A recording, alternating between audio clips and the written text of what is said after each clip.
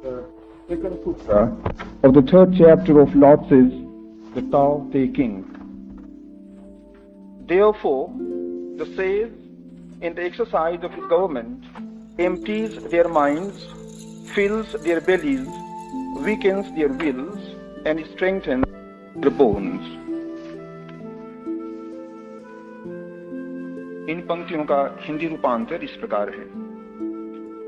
इसलिए संत और प्रबुद्ध अपनी शासन व्यवस्था में उनके उदरों को भरते, किंतु उनके हृदयों को शून्य करते हैं।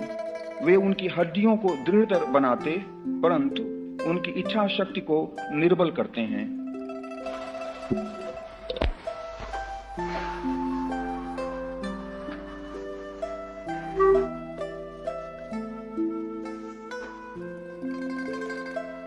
लाओ त्से की सभी बातें उल्टी हैं।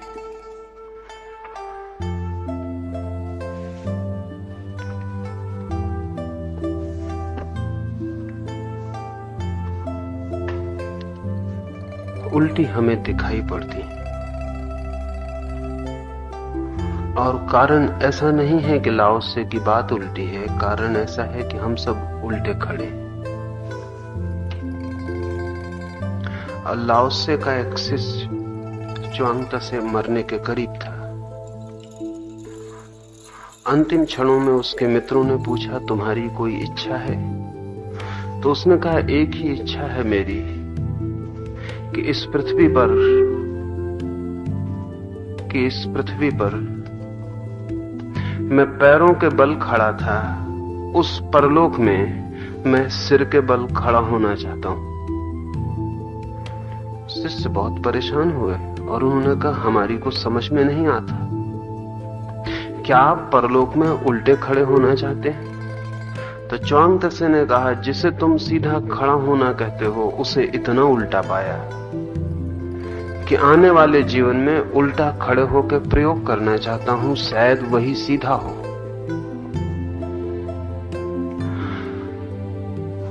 लाओ त्से की ये बात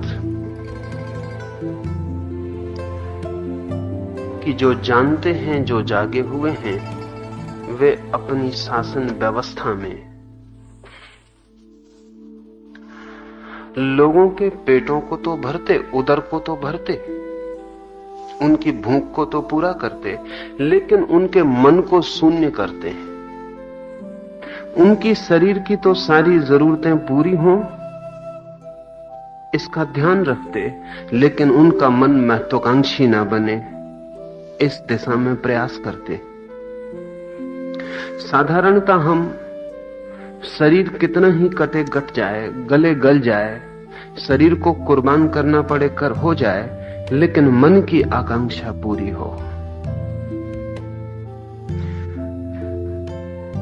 मन की वासनाएं पूरी हों, और मन की वासनाओं की वेदी पर हम शरीर को चढ़ाने को सदा तत्पर हैं, चढ़ाते।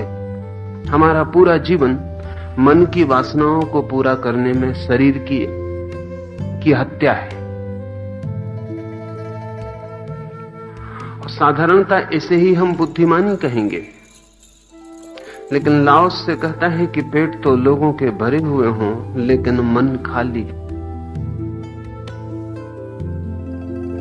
मन के खाली होने का क्या अर्थ है और पेट के भरे होने का क्या अर्थ है? लोग शरीर से तो स्वस्थ हों,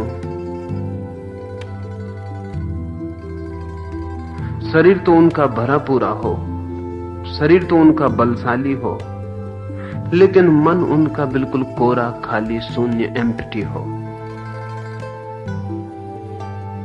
और परम स्वास्थ्य की अवस्था वही है जब शरीर भरा होता है और मन खाली होता है। लेकिन हम सब मन को बहुत भर लेते हैं।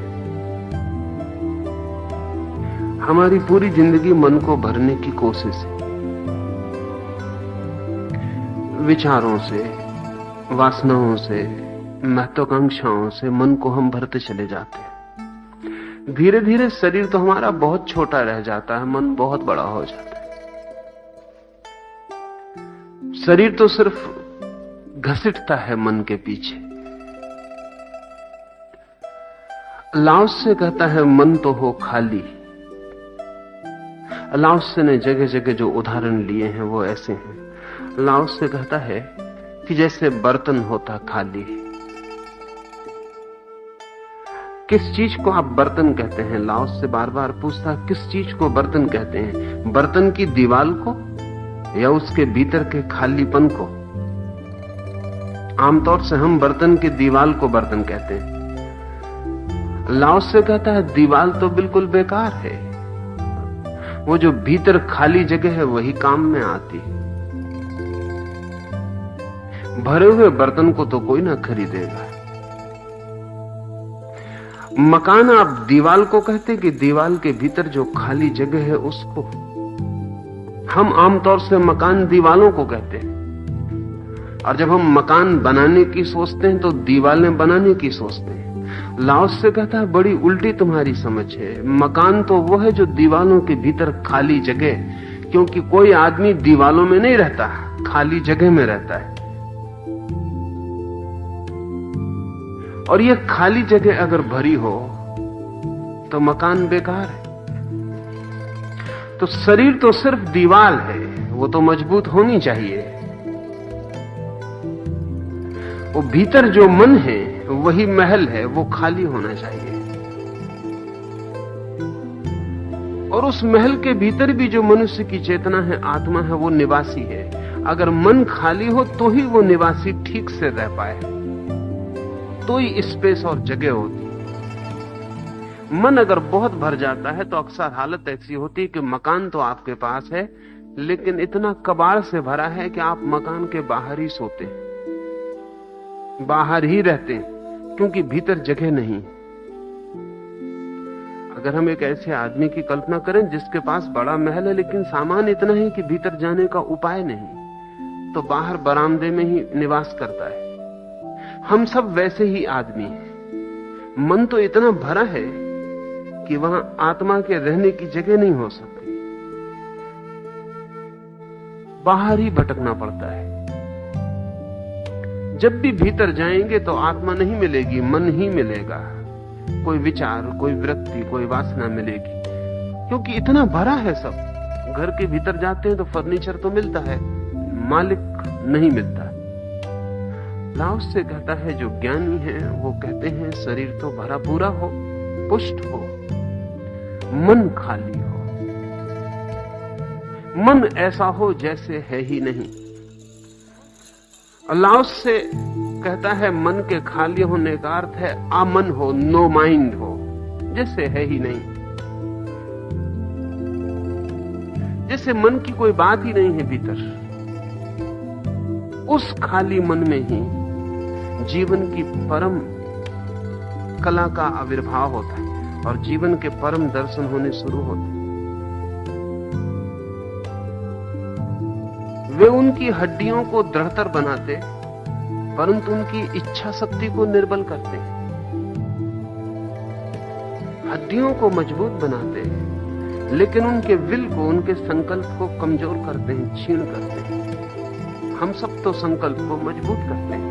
हम तो किसी व्यक्ति से कहते हैं कि क्या तुम में कोई विल पावर ही नहीं, तुम में कोई संकल्प की शक्ति नहीं? अगर संकल्प की शक्ति नहीं तो तुम बिना रीढ़ के आदमी, तुम आदमी ही नहीं। लाओत्से कहता है ज्ञानी संकल्प की शक्ति को छीन करते हैं। अजीब बात है। हम तो एक एक बच्चे को सिखा रहे हैं कि विल बढ़नी चाहिए।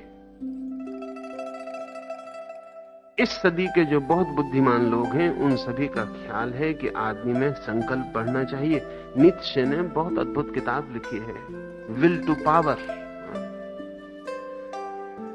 नीत्शे का ख्याल है कि आदमी के पूरे जीवन का एक ही लक्ष्य है कि शक्ति का संकल्प, शक्ति कैसे मिले इसका संकल्प। और जो आदमी जितना संकल्पवान है उतना महान है। कार्लाइल या इमर्सन, ये सारे के सारे पश्चिम के विचारक संकल्प पर जोर देते हैं कि संकल्प मजबूत हो। तुम्हारी इच्छा शक्ति ऐसी होनी चाहिए कि अटल पत्थर की दीवार, कि जगत हिल जाए लेकिन तुम न हिलो। टूट जाओ, मिट जाओ, झुको मत। लाओस से कहता है कि हड्डियां हो मजबूत, संकल्प शक्ति बिल्कुल छीन हो ही नहीं। क्यों? क्योंकि मनुष्य के बीच दो चीजों के सामने चुनाव है, या तो संकल्प या समर्पण। जो संकल्प करेगा उसका अहंकार मजबूत होगा, जो समर्पण करेगा उसका अहंकार गलेगा और मिटेगा। जो संकल्प के रास्ते से चलेगा वो अपने पर पहुंचेगा, और जो समर्पण के रास्ते से चलेगा वो परमात्मा पर पहुंचता है। परमात्मा तक पहुंचना हो तो छोड़ देना पड़ेगा अपने को, और स्वयं के मैं को मजबूत करना हो तो फिर पकड़ लेना पड़ेगा अपने को। तो शरीर चाहे मिट जाए, हड्डियां चाहे टूट जाएं, संकल्प ना टूटे। ऐसा हम सबकी व्यवस्था है। इसको हम सीधी व्यवस्था कहते हैं, क्योंकि हम कहते हैं कैसे कमजोर आदमी हो, लड़ नहीं सकते, जूझ नहीं सकते, शक्ति नहीं तुम में कोई। लाओस से कहता है ये शक्ति होनी ही नहीं चाहिए। नहीं, ऐसा नहीं कि तुम टूट जाओ लेकिन झुको मत। लाओस से कहता है तुम ऐसे हो कि तुम्हें पता ही ना चले कि तुम कब झुक गए। हवा को पता भी ना चले कि तुमने रेसिस्ट किया, कि तुमने थोड़ा भी प्रतिरोध किया। हवा आए कि तुम पहले ही झुक जाओ, जैसे घास के छोटे छोटे तिनके झुक जाते। अड़ियल वृक्ष अकड़ के खड़े रह जाते, तूफान से टक्कर लेते, छोटे पौधे झुक जाते। और बड़ा मजा यह कि छोटे पौधे तूफान को जीत लेते हैं और बड़े पौधे तूफान से मर जाते। लाओस से कहता है अगर तुम लड़ोगे तो हारोगे, क्योंकि जिससे तुम लड़ रहे हो तुम्हें पता नहीं वो कौन है। एक एक व्यक्ति जब भी लड़ रहा है तो अनंत शक्ति से लड़ रहा है। हमारे चारों ओर जो अनंत निवास कर रहा है हम उससे ही लड़ रहे हैं। लाओस से कहता है लड़ो मत, लड़ो ही मत। लड़ने का सवाल ही ना उठे। तुम अपने को इतना अलग ही मत मानो कि तुम्हें लड़ना भी है। तुम गिर जाओ, तुम तूफान के साथी हो जाओ, कोऑपरेट विथ इट, उसका सहयोग करो। तूफान पता ही नहीं चलेगा कि तुम्हारे पास से कैसे गुजर गया, और तूफान के गुजर जाने के बाद तुम पाओगे कि तुम्हें तूफान ने छुआ भी नहीं, और तुम पाओगे तुम्हारी शक्ति का इंच भर भी नष्ट नहीं हुआ, क्योंकि तुम लड़े ही नहीं। और हारने का कोई सवाल नहीं है, क्योंकि जिसका तूफान है उसी के तुम हो। वो जो लड़ने आया था, तुम्हें लगा था कि लड़ने आया है, वो लड़ने आया नहीं था। तुम्हारे संकल्प की वजह से तुम्हें लगा था कि लड़ने आया है। तुम लड़ने को उत्सुक थे, इसलिए तुमने उसे शत्रु की तरह व्याख्या कर ली, अन्यथा कोई व्याख्या की जरूरत न थी। इसे थोड़ा समझें, सच में कोई शत्रु होता है या हम व्याख्या करते हैं कि वो शत्रु है? और व्याख्या हम क्यों करते हैं? हम व्याख्या इसलिए करते हैं कि हम लड़ना चाहते हैं। अगर मैं लड़ना ही नहीं चाहता तो एक बात निश्चित है कि मैं शत्रु की व्याख्या नहीं करूंगा कि कोई शत्रु है। लड़ना चाहता हूं तो शत्रु को निर्मित करूंगा। सब शत्रुता संकल्प से निर्मित होती, सब संघर्ष संकल्प से निर्मित होता है। लाओस से कहता तुम तो ऐसे हो जाओ जैसे हो ही नहीं। जैसे हवा तलवार से निकल जाती, तलवार हवा से निकल जाती है, हवा कहीं कटती नहीं, क्योंकि हवा रेसिस्ट नहीं करती। पानी से तलवार गुजार देते हो, पानी कटता नहीं, तलवार काट भी नहीं पाती कि पानी जुड़ जाता है, क्योंकि पानी रेसिस्ट नहीं करता, वो प्रतिरोध नहीं करता। तुम भी लड़ो मत। लाओस से कहता है तुम भी हवा पानी जैसे हो जाओ, काटने वाली शक्ति को गुजर जाने दो। तुम अगर न लड़ोगे तुम उसके गुजरते ही पाओगे कि जुड़ गए हो, तुम टूटे ही नहीं, तुम खंडित ही नहीं हुए। अगर तुम लड़े तो तुम टूट जाओगे। संकल्प को हम जैसा आदर देते हैं, लाओस से ठीक उससे विपरीत उसकी व्याख्या करता है।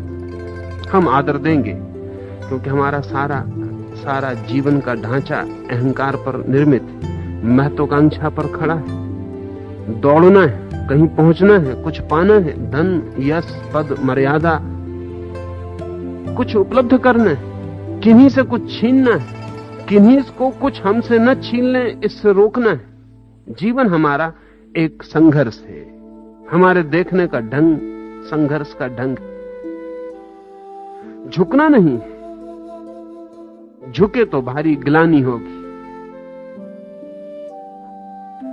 लाओस से कहता है ये जीवन के सोचने का ढंग बीमारी में ले जाता है, रुग्णता में ले जाता है।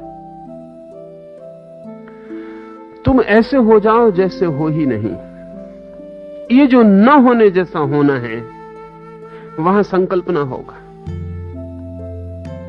जापान में जूडो या जिजित्सु की पूरी कला लाओस के इसी सूत्र पर खड़ी। उसे थोड़ा समझ लेना उपयोगी, उससे समझ में आ जाएगा कि लाओस से क्या कहता है। अगर मैं आपको घूंसा मारूं तो जो स्वाभाविक प्रतिक्रिया मालूम होती है वो ये है कि आप मेरे घूंसे का विरोध करें।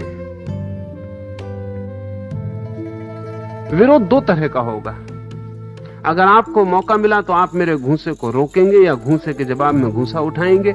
अगर मौका न मिला फिर भी घूंसा जब आपके शरीर पर पड़ेगा तो आपके शरीर के रग रेशे से प्रतिरोध उठेगा। आपकी मांसपेशियां, आपके स्नायु सब सख्त होकर घूंसे को रोकेंगे कि भीतर तक चोट न पहुंच जाए। आपकी हड्डियां कड़ी हो जाएंगी, आपका शरीर भिज जाएगा, खिंच जाएगा, ताकि सख्ती से आप दीवार बना लें और घूंसे की चोट भीतर न पहुंच पाए। जूडो की कला इससे बिल्कुल उल्टी है, और जूडो की कला से बड़ी कोई कला नहीं है युद्ध के मामले में। और जूडो का थोड़ा सा जानकार भी आपके बड़े से बड़े पहलवान को क्षण भर में चित्त कर देगा, और चित्त कर देगा इस तरकीब से कि लड़ेगा नहीं।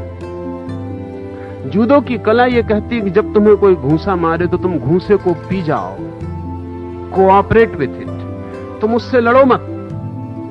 जब तुम पर कोई घूंसा मारे तो तुम ऐसे हो जाओ जैसे कि तुम एक तकिए जैसे हो, घूंसा तुम पर लग गया और तुम पी गए। फर्क समझ लें, घूंसे के विरोध में प्रतिरोध और घूंसे को पी जाने का। घूंसा आपके ऊपर मारा गया है, आप सहयोग करो और घूंसे को पी जाओ, उससे कहीं भी लड़ो मत, किसी तल पर भी। और जूडो कहता है घूंसे मारने वाले का हाथ टूट जाएगा।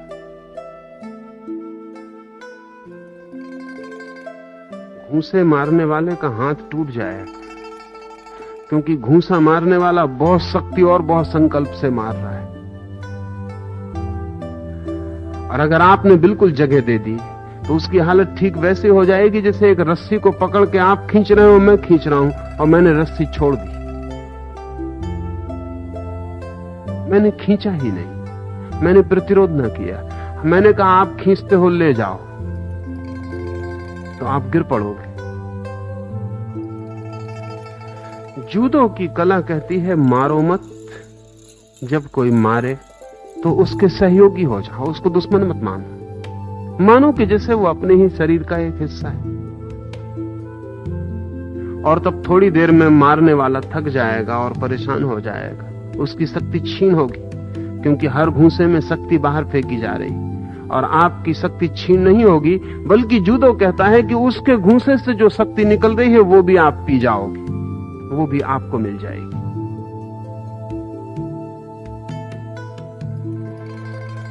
5 मिनट के भीतर जूडो का ठीक से जानने वाला आदमी किसी भी तरह के आदमी को परास्त कर देता है। परास्त करना नहीं पड़ता, वो परास्त हो जाता है। एक बहुत प्रसिद्ध कथा है जूडो की। एक बहुत बड़ा तलवारबाज, एक बड़ा स्वॉर्ड्समैन, वो इतना बड़ा तलवारबाज है कि जापान में उसका कोई मुकाबला नहीं। एक रात वो अपने घर लौटा है, 2 बजे हैं। जब वो अपने बिस्तर पर लेटने लगा तो उसने देखा एक बड़ा चूहा निकला है दीवार से। उसे बड़ा क्रोध आया। उसने चूहे को डराने धमकाने की कोशिश की अपने बिस्तर पर से, लेकिन चूहा अपनी जगह पर बैठा रहा। उसे बड़ी हैरानी हुई। वो बड़े बड़े लोगों को धमका दे तो भाग खड़े होते, चूहा उसको क्रोध इतना आ गया कि उसके पास में ही उसकी सीखने की लकड़ी की तलवार पड़ी थी। उसने उठा के जोर से चूहे पर हमला किया। हमला उसने इतने क्रोध में किया, चूहा जरा इंच पर सरक गया, उसकी तलवार जमीन पर पड़ी और टुकड़े टुकड़े हो गई और चूहा अपनी जगह बैठा रहा। तब जरा उसे घबराहट पैदा हो गई। चूहा कोई साधारण नहीं मालूम होता। उसके वार को चूक जाना, उसका वार चूक जाए इसकी कल्पना भी नहीं थी। वो अपनी असली तलवार लेके आ गया, लेकिन जब चूहे को मारने के लिए कोई असली तलवार लेके आता है तो उसकी हार निश्चित है। असली तलवार लेकर आ गया जब वो, तभी हार निश्चित हो गई।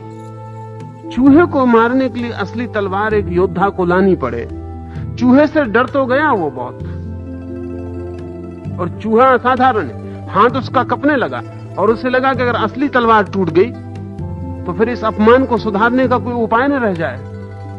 उसने बहुत संभल के मारा, और जो जानते हैं वो कहते हैं जितना संभल के आप निशाना लगाएंगे उतना ही चूक जाएगा, क्योंकि संभलने का मतलब है कि भीतर डर है, भीतर घबराहट है, कंपन। अगर भीतर कोई डर नहीं, घबराहट नहीं, तो आदमी संभल के काम नहीं करता, काम करता है और हो जाता। उसने तलवार मारी, उसे जिंदगी में उसने बहुत बार तलवार उठाई और चलाई और वो कभी चूका नहीं था। एक क्षण उसका हाथ बीच में कपा और जब तलवार नीचे पड़ी तो टुकड़े टुकड़े हो गए। चूहा जरा सा हट गया। उस तलवारबाज की समझ के बाहर हो गई बात। उसने होश खो दिया। कहानी कहती है कि उसने गांव में खबर की कि किसी के पास कोई जानदार बिल्ली हो तो ले आओ, और दूसरे दिन गांव में जो बड़े से बड़ा धनपति था उसने अपनी बिल्ली भेजी। वो कई चूहों को मार चुकी थी, लेकिन तलवारबाज डरा हुआ था, और जिस धनपति ने अपनी बिल्ली भेजी थी वो भी डरा हुआ था, क्योंकि जब तलवारबाज की तलवार टूट गई हो तो बिल्ली कहां तक सफल होगी ये भय है। और बिल्ली को भी खबर मिल गई थी, और तलवारबाज बहुत बड़ा था। बिल्ली ने बहुत चूहे मारे थे, लेकिन इस चूहे से आतंकित हो गई थी। रात भर सो न पाई। सुबह जब चली तो पूरी तैयारी से चली। रास्ते में 25 योजनाएं बनाई। कभी कभी उसके मन को भी हुआ मैं ये क्या कर रही हूं, चूहे तो मुझे देखते ही भाग जाते हैं, मैं योजना कर रही हूं। लेकिन योजना कर लेनी उचित थी। चूहा असाधारण मालूम होता था। बिल्ली दरवाजे पर आई। एक क्षण उसने भीतर देखा। चूहे को देख कर कब गई। चूहा बैठा था, तलवार टुकड़े टुकड़े पड़ोस में पड़ी थी। इसके पहले कि बिल्ली आगे बढ़े, चूहा आगे बढ़ा। बिल्ली ने बहुत चूहे देखे थे, लेकिन कोई चूहा बिल्ली को देख के आगे बढ़ेगा। बिल्ली एकदम बाहर हो गई। तलवारबाज की हिम्मत बिल्कुल टूट गई थी। अब क्या होगा? सम्राट को खबर की गई कि आपके राजमहल की बिल्ली भेज दी जाए, अब कोई और उपाय नहीं। सम्राट के पास जो बिल्ली थी वो निश्चित ही देश की श्रेष्ठतम कुशल बिल्ली थी, लेकिन वही हुआ जो होना था। सम्राट की बिल्ली ने चलते वक्त सम्राट से कहा, आपको शर्म आनी चाहिए, ऐसे छोटे मोटे चूहों को मारने को मुझे भेजते। मैं कोई साधारण बिल्ली नहीं हूं। लेकिन यह भी उसने अपनी रक्षा के लिए कहा था। खबरें पहुंच गई थी कि चूहा आगे बढ़ा, कि बिल्ली वापस लौट गई, कि तलवार टूट गई, कि योद्धा हार गया है, कि चूहे का आतंक पूरे गांव पर छाया हुआ। चूहा साधारण नहीं है, लेकिन बचाव के लिए उसने राजा से कहा कि साधारण से चूहे को मुझे भेजते। सम्राट ने कहा, चूहा साधारण नहीं है, और आतंकित मैं भी हूं कि तू लौट तो ना आएगी। जो होना था वही हुआ। बिल्ली गई, उसने जोर से झपट्टा मारा, लेकिन चूक गई। दीवार से उसका मुंह टकराया, लहूलुहान होकर वापस लौट गई। चूहा अपनी जगह था। गांव में एक फकीर के पास और एक बिल्ली थी। इस सम्राट की बिल्ली ने ही कहा कि अब और कुछ रास्ता नहीं है, सिर्फ उस फकीर के पास एक बिल्ली है जो हम सबकी गुरु है और जिससे हमने कला सीखी, शायद उसे कुछ पता हो। वो मास्टर कैट थी। उस बिल्ली को बुलाया गया। सारे गांव की बिल्लियां इकट्ठी हो गईं। कोई 500 बिल्लियों ने भीड़ लगा ली मकान के आसपास, क्योंकि चमत्कार का मामला। और अगर फकीर की बिल्ली हारती है तो फिर बिल्ली सदा के लिए चूहों से हार जाएगी। चूहा अपनी जगह बैठा था। फकीर की बिल्ली जब भीतर जाने लगी तो सभी बिल्लियों ने सलाह दी कि देखो ऐसा करना, कि देखो ऐसा करना, कुछ ऐसा कर लेना।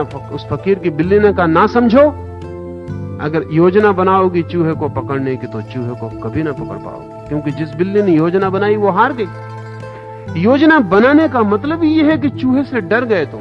चूहे ही है ना, पकड़ लेंगे। कोई पकड़ने में कला की जरूरत नहीं है, बिल्ली होना ही हमारी कला है, हम पकड़ लेंगे।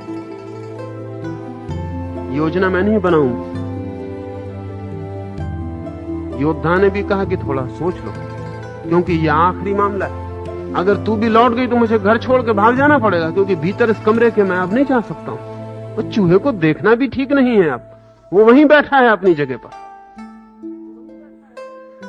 उस बिल्ली ने कहा, यह भी कोई बात है, सब शांत रहे। वो बिल्ली भीतर गई और चूहे को पकड़ के बाहर आ गई। बिल्लियों की भीड़ लग गई। उन सब ने पूछा कि चूहे को तूने पकड़ा कैसे?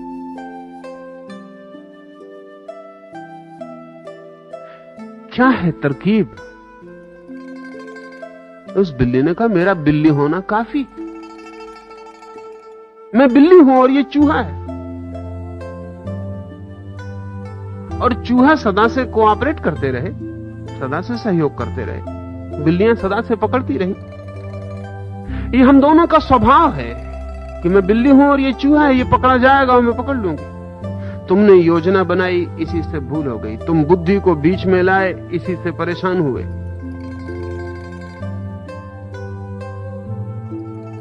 ज़ैन फकीर इस कहानी को सैकड़ों साल से कहते रहे। ये बिल्ली गरीब फकीर की बिल्ली थी। सम्राट की बिल्ली के बराबर इसके पास शरीर भी ना था, ताकत भी ना थी, इसके हाथ में तलवार भी ना थी। ये साधारण बिल्ली थी। पर उस बिल्ली ने कहा कि मेरा स्वभाव,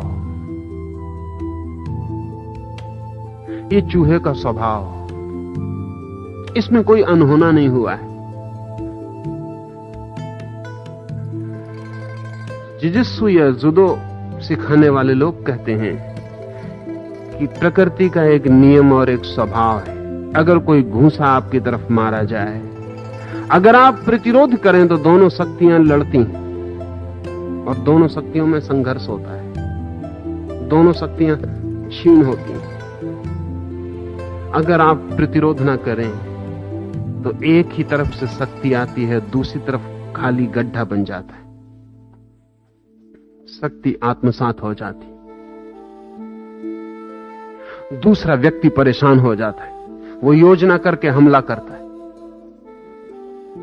और आप अनायोजित बिना किसी प्लानिंग के चुपचाप हमले को पी जाते।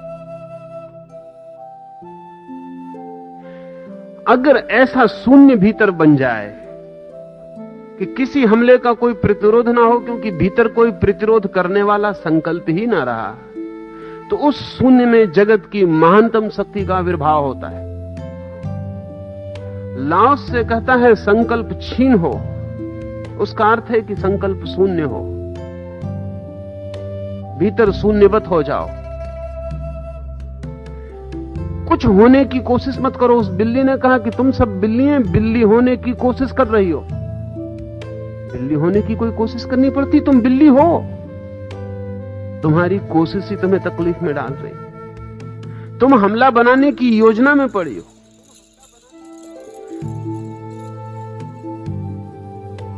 जुडो का शिक्षक सिखाता है कि हमला मत करना, सिर्फ हमले की प्रतीक्षा करना, और जब हमला आए तो तुम एक ही बात का ध्यान रखना कि तुम उसे आत्मसात कर जाओ। और अगर कोई गाली दे और आप गाली को आत्मसात कर जाएं, तो जिसने गाली दी है वो कमजोर हो जाता है। करें और देखें। और जिसने गाली चुपचाप पी ली, दबाई नहीं, दबाना नहीं है, पी ली। जैसे कोई ने प्रेम का उपहार दिया, ऐसा पी ली, आत्मसात कर ली, संभाली अपने में, एब्जॉर्ब कर ली, गड्ढा बन गया। तो गाली देने में जितनी शक्ति उस व्यक्ति की व्यय हुई, उतनी शक्ति इस व्यक्ति को मिल गई। और जब गाली देने वाला पाता है कि विरोध में गाली नहीं उठी, तो इतना परेशान हो जाता है जिसका कोई हिसाब नहीं। जब आप विरोध में गाली दे देते हैं तो परेशान नहीं होता, क्योंकि ठीक है, अपेक्षा यही थी कि आप गाली देंगे उत्तर में। लेकिन जब आप गाली नहीं देते हैं तब परेशान हो जाता है, और दुगने वजन की गाली खोज के लाता है और जोर से हमला करता है। लेकिन अगर आपको कला है पीने की, तो आप उसके हमले को पीते चले जाते हैं और उसे निर्बल करते चले जाते हैं। वो अपनी ही निर्बलता से गिरता है। जुदो कहता है कि दुश्मन अपनी ही निर्बलता से गिर जाता है, तुम्हें गिराने की कोई जरूरत ही नहीं। लाओ त्से के इन्हीं सूत्रों से जूडो का विकास हुआ है। और लाओ त्से के इन्हीं सूत्रों से और बुद्ध के विचार के सम्मिलन से ज़ेन का जन्म हुआ।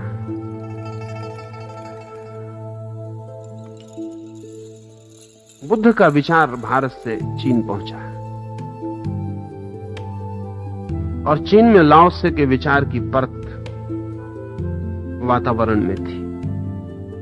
इन दोनों के संगम से एक बहुत ही नई तरह की चीज दुनिया में पैदा हुई, ज़ेन।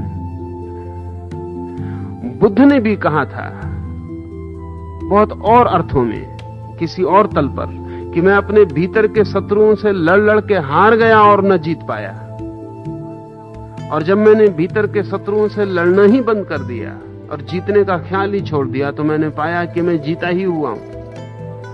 और जब लाओ त्से के इन सूत्रों से बुद्ध के इन विचारों का तालमेल बना, तो एक बिल्कुल ही नया विज्ञान पैदा हुआ। वो विज्ञान है बिना लड़े जीतने का। वो विज्ञान है लड़ना ही नहीं और जीत जाना, संघर्ष नहीं और विजय, संकल्प नहीं और सफलता। हम सोच ही नहीं सकते, क्योंकि हम तो सोचते हैं जहां भी संकल्प होगा वहीं सफलता है,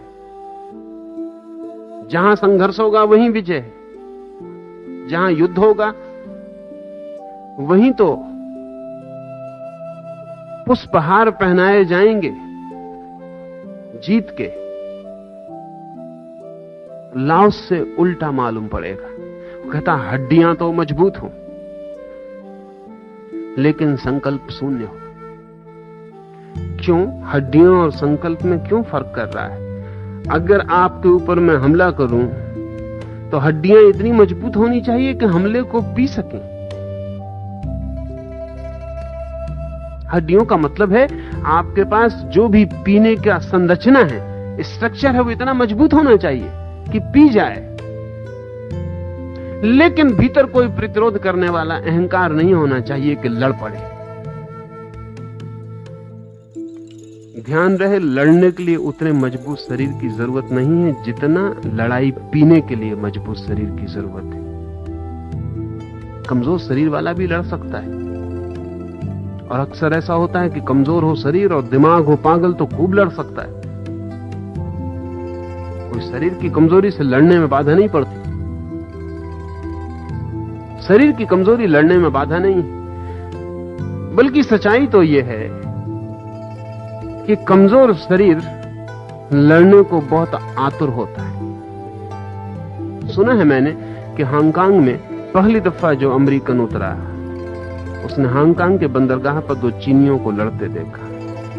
लाओ त्से की परंपरा से ही जुड़े हुए अनेक परंपराएं चीन में विकसित हुई।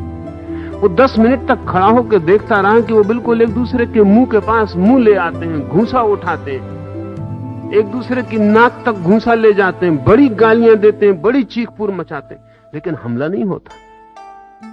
10 मिनट में वो थोड़ा हैरान हुआ कि किस प्रकार की लड़ाई।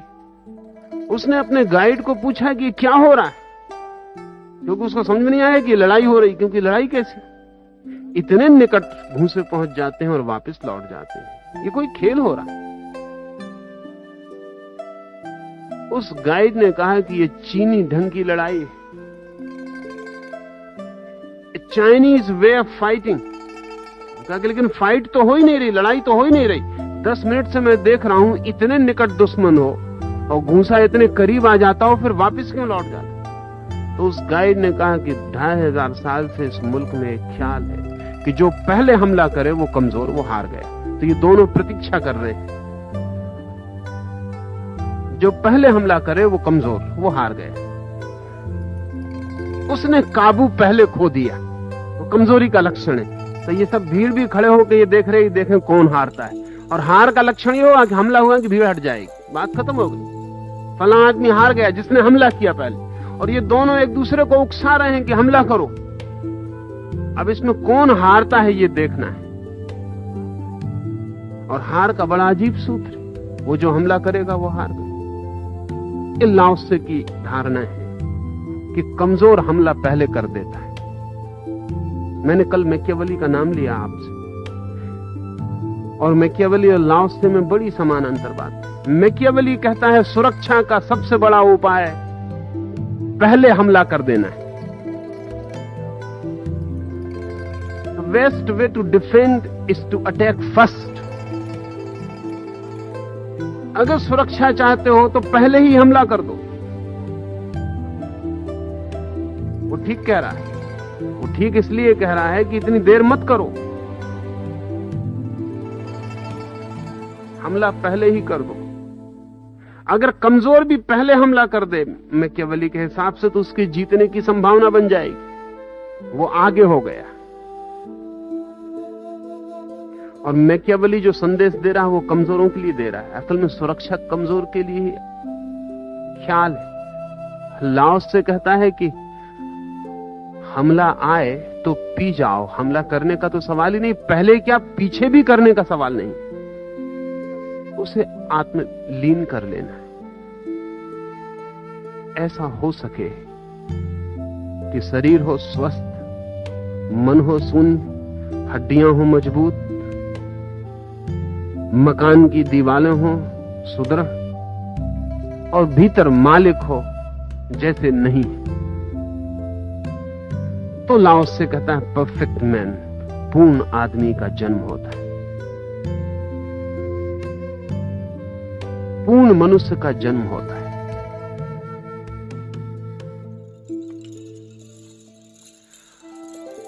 ये धारणा उल्टी है हमारे सबके हिसाब में। ये धारणा उल्टी,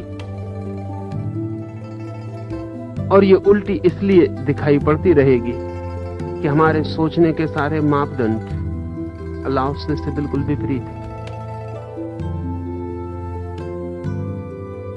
हम कहेंगे ये कमजोरी है, कायरता है कि कोई हमला करे और तुम जवाब ना दो। हम कहेंगे ये कायरता है कि कोई हमला करे और तुम जवाब ना दो। जिंदगी पुकारे लड़ाई के लिए और तुम खड़े रह जाओ, कि तूफान चुनौती दें और तुम लेट जाओ, कि नदी बहाने लगे तुम्हें और तुम बह जाओ और उल्टे ना बहो। नसरुद्दीन को खबर दी है उसके घर के आसपास के पड़ोसियों ने कि तू भाग जल्दी, तेरी पत्नी नदी में गिर पड़ी, पूर है तेज, वर्षा के हैं दिन, धार है कड़ी, और डर है कि पत्नी शीघ्र ही सागर में पहुंच जाएगी, तू भाग। नसरुद्दीन भागा, तट पर बहुत भीड़ इकट्ठी हो गई, वो नदी में कूदा और उल्टी धार की तरफ तैरने लगा। उल्टी तरफ, सागर की तरफ दौड़ रही है नदी, वो उल्टी तरफ नदी के उद्गम की तरफ जोर से तैरने लगा। तेज है धार, तैर भी नहीं पा रहा। लोगों ने चिल्लाया, पागल नसरुद्दीन, कोई नदी में गिर जाए तो उल्टी तरफ नहीं बहता, तेरी पत्नी नीचे की तरफ गई होगी। उन्होंने कहा कि माफ करो, मेरी पत्नी को मैं तुमसे अच्छी तरह जानता हूं, वो सदा उल्टे काम करती रही, वो कभी नीचे की तरफ नहीं बह सकती। उसे मैं भली भांति पहचानता हूं, 30 साल का हमारा उसका सत्संग।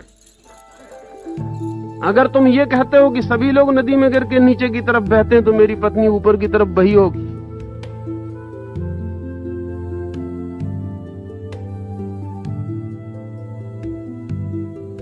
लाओत्से और हमारे बीच ऐसे ही उल्टे नाते हैं, इसलिए लाओत्से को समझना मुश्किल हो जाता है। लाओत्से को समझना मुश्किल हो जाता है क्योंकि हमारे तर्क की व्यवस्था में, उसकी तर्क की व्यवस्था में बड़ा उल्टापन। हम कहते हैं कायरता, और लाओत्से कहता है शक्ति। वो कहता है जितनी बड़ी शक्ति है उतनी ही लड़ने की आतुरता कम होगी। अगर शक्ति पूर्ण है तो लड़ाई होगी ही नहीं।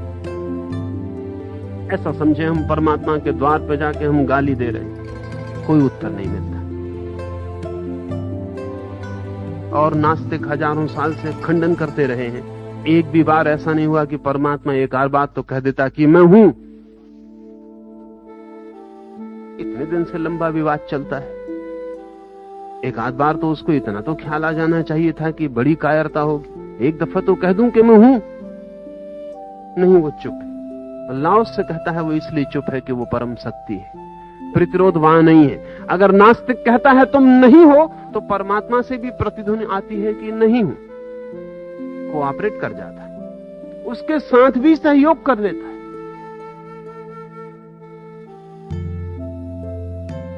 उससे भी विरोध नहीं है। जितनी बड़ी ऊर्जा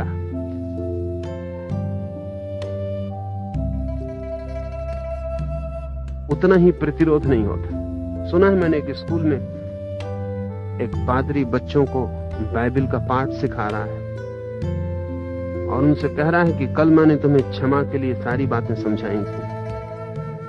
अगर कोई तुम्हें मारे तो तुम उसे क्षमा कर सकोगे? एक छोटे से लड़के को उसने खड़े करके पूछा कि तेरा क्या ख्याल है, अगर कोई लड़का तुझे घूंसा मार दे तो तू उसे क्षमा कर सकेगा? उस लड़के ने कहा, कर तो सकूंगा अगर वो मुझसे बड़ा हो। कर तो सकूंगा अगर वो मुझसे बड़ा हो, छोटे को करना जरा मुश्किल पड़ जाएगा।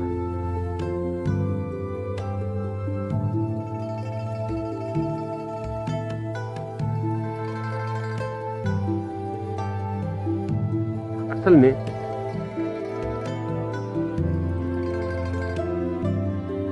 हम सबकी मनोदशा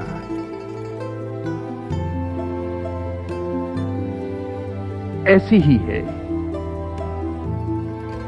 जिसको हम दबा सकते हैं हम दबा देते हैं,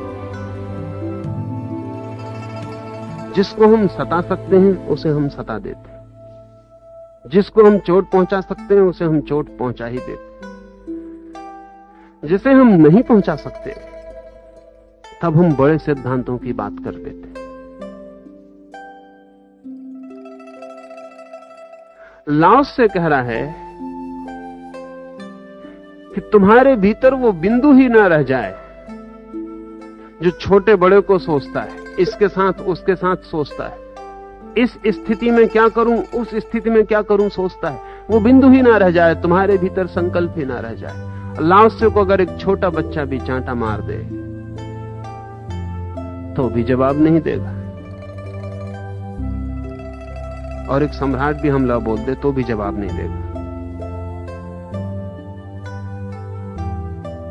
इसे अगर इस सूत्र को ठीक से ले लें तो साधना का बड़ा सूत्र है। कभी छोटा सा प्रयोग करके देखें, एक 7 दिन के लिए अप्रतिरोध का, नॉन रेसिस्टेंस का, कि कुछ भी होगा पी जाएंगे।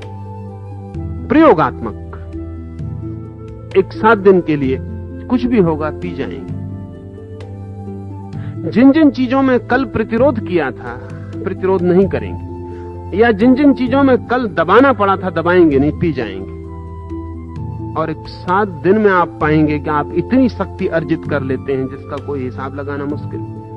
आपके पास इतनी ऊर्जा, इतनी एनर्जी इकट्ठी हो जाती जिसका हिसाब नहीं, तब मुश्किल हो जाएगा उसके बाद इस ऊर्जा को व्यर्थ डिसिपेट करना। हम सब डिसिपेट कर रहे हैं, फेंक रहे हैं। सड़क से गुजर रहे हैं, एक छोटा सा बच्चा सड़क के किनारे खड़े होकर हंस दे और आप में प्रतिरोध शुरू हो गए।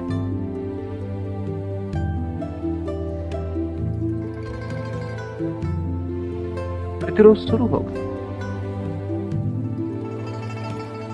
लाओत्से पर किसी ने एक गांव में हमला कर दिया था। लाओसे ने तो लौट के भी नहीं देखा कि वह आदमी कौन है। वो चलता ही गया। उस आदमी को बड़ी बेचैनी हुई। उसने लौट के भी नहीं देखा कि पीछे से लकड़ी किसने मारी।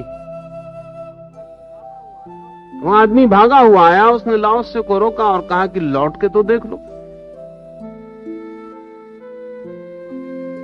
अन्यथा हमारा मारना बिल्कुल बेकार ही गया। कुछ तो कहो।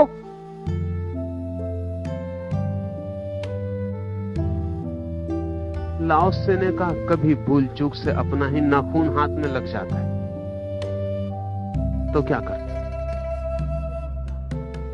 कभी राह चलते अपनी ही भूल से गिर पड़ते हैं, घुटने टूट जाते तो क्या करते? लाओसे ने कहा, एक बार ऐसा हुआ कि मैं नाव में बैठा था और एक खाली नाव आके मेरी नाव से टकरा गई तो मैंने क्या किया? लेकिन अगर उस दूसरी नाव में कोई मल्लाह बैठा होता तो झगड़ा हो जाता।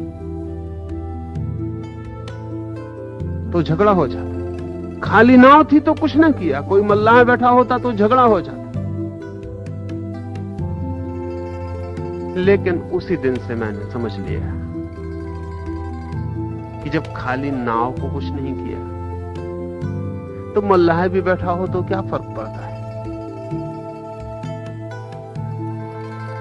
तुमने अपना काम कर लिया, तुम जाओ, मुझे मेरा काम करने दो। वो आदमी दूसरे दिन पुनः आया और उसने कहा, मैं रात भर सो नहीं सका। तुम आदमी कैसे हो? तुम कुछ तो करो, तुम कुछ तो कहो ताकि मैं निश्चिंत हो जाऊं। स्वभाव था उसके मन में बहुत कुछ कठिनाई चलती रही होगी। हम सब अपेक्षाओं में चलते। अगर मैं गाली देता हूं तो मैं मान के चलता हूं कि गाली लौटेगी। लौट आती है तो नियमानुसार सब हो रहा है, नहीं लौटती है तो बेचैनी होती।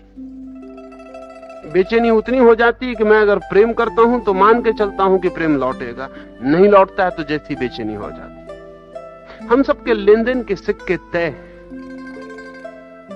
लाओसे कहता है, ये सिक्कों को बदल डालो, भीतर हो जाओ शून्यवत, संकल्प को हटा दो और जो होता है होने दो। हम कहेंगे तब तो मौत आ जाएगी, बीमारी आ जाएगी, कोई लूट ही लेगा, सब बर्बाद ही हो जाएगा। हम 1000 दलीलें खोज लेंगे जरूर, लेकिन हमारी दलीलों का बहुत मूल्य नहीं है, क्योंकि जिन चीजों को बचाने के लिए हम दलीलें खोज रहे हैं उनमें से हम कुछ भी नहीं बचा पाते। सभी छूट जाता है। न तो मौत रुकती, न बीमारी रुकती, कुछ रुकता नहीं, सभी नष्ट हो जाता है। और उसको बचाने की चेष्टा में हम कभी उसे पा ही नहीं पाते जो ऐसा था कुछ कि मिल जाता तो कभी नष्ट नहीं होता है। एक बार 7 दिन का छोटा सा प्रयोग करके देखें। मेरे लिए तो सन्यास का अर्थ यही है जो लाओसे कह रहा है। यही अर्थ है सन्यास का कि ऐसा व्यक्ति जिसने संकल्प छोड़ दिया, जिसने समर्पण स्वीकार कर लिया, जिसने इस जगत के साथ संघर्ष छोड़ दिया और सहयोगी हो गए, जो कहता है मेरी शत्रुता नहीं, हवाएं जहां ले जाएं मैं चला जाऊंगा, जो कहता है मेरी अपनी कोई आग्रह की बात नहीं कि ऐसा हो, जो हो जाएगा वही मुझे स्वीकार है। ऐसी कोई मंजिल नहीं जहां मुझे पहुंचना है, जहां पहुंच जाऊंगा कहूंगा यही मेरी मंजिल है। ऐसा व्यक्ति सन्यासी है। और ऐसी सन्यास की भावदशा में जीवन का जो परम धन है उसका द्वार, उस खजाने का द्वार खुल जाता है। लाओसे कहता है संत जो जानते हैं वे प्रज्ञावान पुरुष अपने शासन में ये भी शब्द सोचने जैसा है, क्योंकि संत का कोई शासन नहीं होता। संत की क्या गवर्नमेंट होती? सेजेस इन देयर गवर्नमेंट, संत अपने शासन में। संतों की तो कोई सरकार दिखाई पड़ती नहीं। लेकिन ये बड़ा पुराना शब्द है, बड़ा पुराना शब्द है। और वक्त था ऐसा जबकि संत का ही शासन था, कोई गवर्नमेंट नहीं थी उसकी, कोई शासन व्यवस्था ना थी, कोई स्ट्रक्चर ना था, लेकिन शासन उसी का था।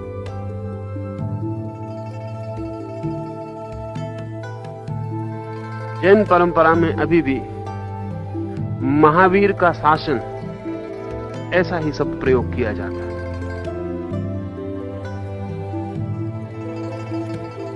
जो शासन दे उसको शास्ता कहा जाता है, इसलिए महावीर को या बुद्ध को शास्ता कहते हैं। शास्ता जिसने शासन दिया, और वो शास्ता ने जो कहा, जहां संग्रहित हो उसको शास्त्र कहा जाता है। शासन का अर्थ है ऐसे नियम जिनसे आदमी चल सके और पहुंच सके।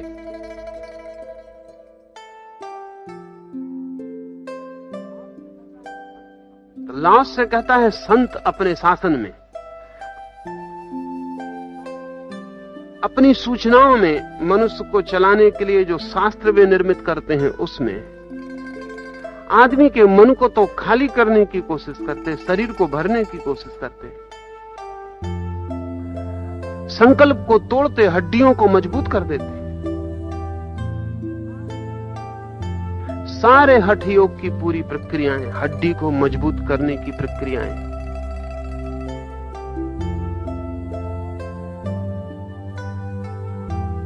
भीतर से संकल्प को हटा के समर्पण को,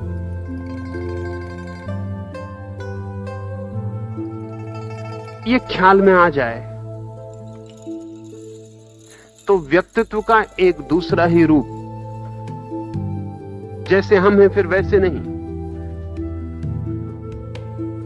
देखने का और ही ढंग, एक दूसरा गेस्टाल्ट। और जैसा हम देखना शुरू करते हैं वैसी ही चीजें दिखाई पड़नी शुरू हो जाती। अगर आपने तय कर रखा है सजग रहना है, हर वक्त हमला हो तो हमले से उत्तर देना है, हमला ना हो तो पहले से तैयारी रखनी है, तो आप रोज दुश्मन को खोज लेंगे। जगत बहुत बड़ा है और हर आदमी की जरूरतें पूरी कर देता है। अगर आप दुश्मन को खोजने निकले हैं तो आप दुश्मन को प्रतिपल खोज लेंगे। ये खोज करीब करीब वैसी है जैसे कभी पैर में चोट लग जाए तो फिर दिन भर पैर में उसी जगह चोट लगती मालूम पड़ती। कभी कभी हैरानी भी होती है कि मामला क्या है, इतना बड़ा शरीर है, कहीं चोट नहीं लगती, वहीं चोट लगती है जहां चोट लगी। तो चोट तो रोज वहां ही लगती थी, पता नहीं चलती थी, आज वहां चोट लगी है इसलिए पता चलती है। आपका वो हिस्सा संवेदनशील है, सेंसिटिव है, इसलिए पता चलता है। दूसरे हिस्से पे पता नहीं चल रहा, वो संवेदनशील नहीं है। तो हम जिस जिस चीज के लिए संवेदनशील हो जाते हैं वही वही हमें पता चलता है। अगर हम आक्रमण के प्रति संवेदनशील हैं, अगर हमें लग रहा है कि सारा जीवन एक संघर्ष युद्ध है, तो फिर हम रोज हर घड़ी उन लोगों को खोज लेंगे जो शत्रु हैं, उन स्थितियों को खोज लेंगे जो संघर्ष में ले जाएं। लाओस से दूसरा गेस्टाल्ट, देखने का दूसरा ढंग, दूसरी सेंसिटिविटी दे रहा है, वो दूसरी संवेदनशीलता दे रहा है। वो कह रहा है कि सहयोग को खोजो, और जो आदमी उस भाव से खोजने निकलेगा उसे मित्र मिलने शुरू हो जाते, उसकी संवेदनशीलता दूसरी हो जाती, वो मित्र को खोजने लगता है, और हम जो खोजते हैं वो हमें मिल जाता है। या हम ऐसा कहें कि जो भी हमें मिलता है वो हमारी ही खोज है। इस जगत में हमें वो नहीं मिलता जो हमने नहीं खोजा है। इसलिए जब भी आपको कुछ मिले तो आप समझ लेना कि आपकी अपनी ही खोज। लेकिन हम ऐसा कभी नहीं मानते।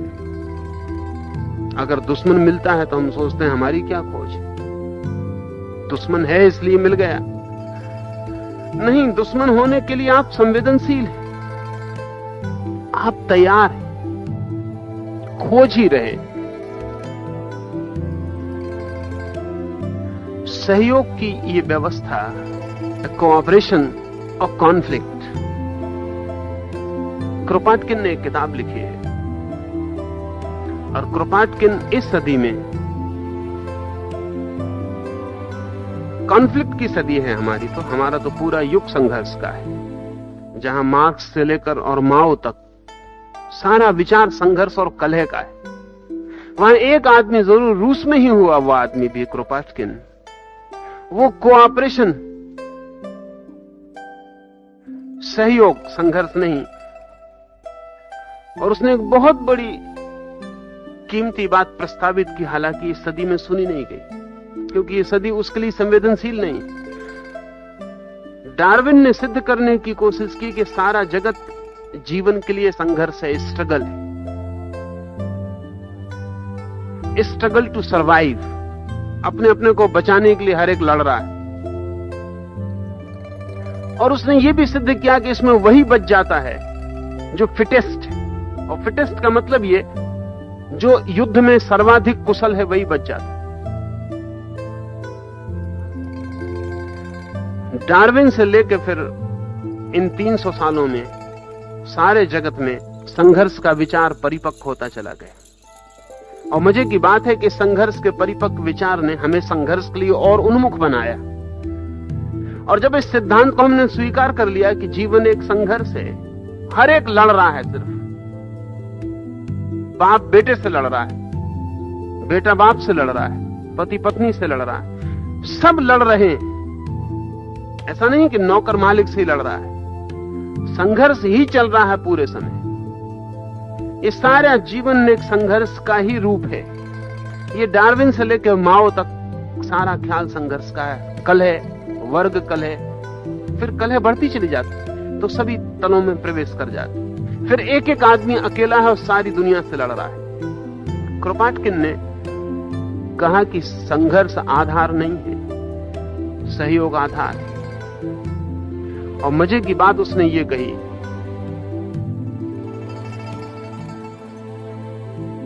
कि संघर्ष भी करना हो तो भी सहयोग जरूरी। जिससे लड़ना है उसका भी सहयोग चाहिए, लड़ाई के लिए भी। अगर वो लड़ने में भी असहयोगी हो जाए, नॉन कोऑपरेटिव हो जाए और कह दे कि नहीं लड़ते, तो लड़ने का भी कोई उपाय नहीं।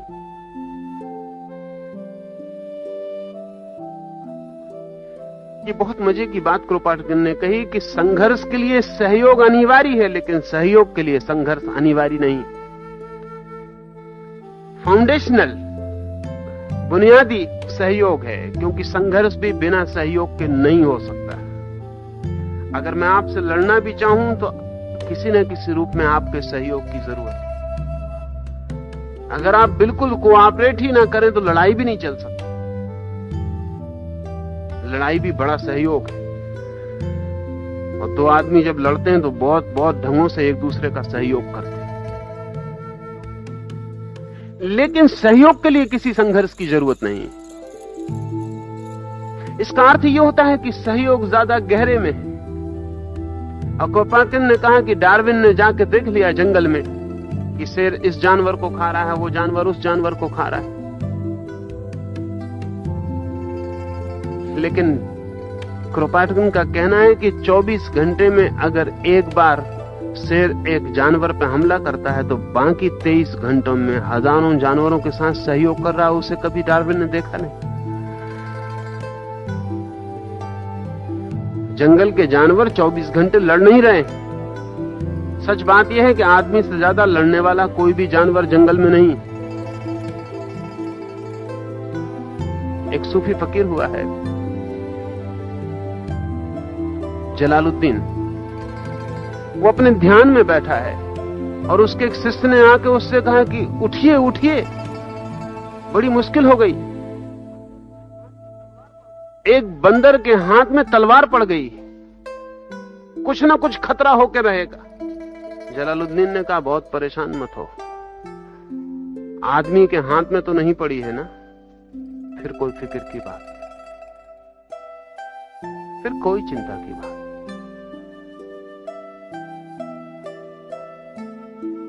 आदमी के हाथ में पड़ गई हो तो फिर उठना पड़े, फिर कुछ उपद्रव होकर रहेगा।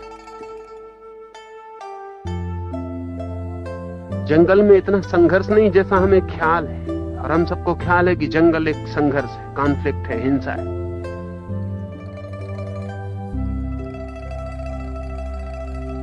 बड़ा सहयोग है।